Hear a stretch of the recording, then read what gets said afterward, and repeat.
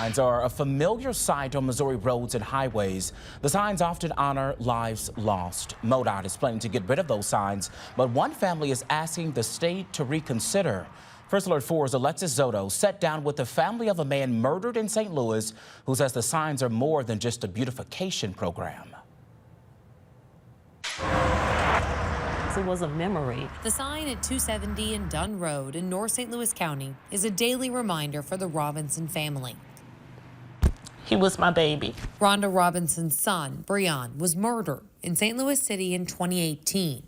Killed, burned, and left in a dumpster. We're still fighting for justice, waiting for justice. It makes the sign for the part of the road they adopted even more important. But the sign could come down any day. That's because MoDOT is ending the Adopt a Highway program. We heard it on the news. MoDOT says the reason is all about saving taxpayer money. The Adopt a Highway program was supposed to save money by using volunteers, but MoDOT says between installing the signs, picking up litter, and administering the program, it ends up costing about $1.2 million a year. 5,300 people and businesses have adopted a portion of a Missouri highway.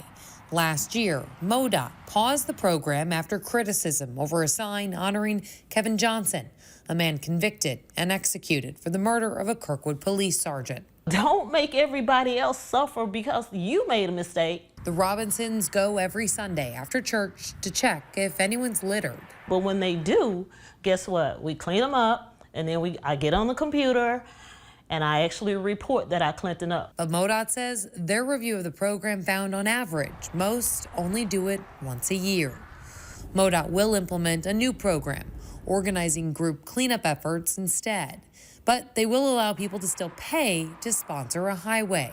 For the Robinsons, they want the sign to stay. It's part of their grief process and also as a way to help put closure on the case and get justice. That's my prayer, you know, and I know we will, you know.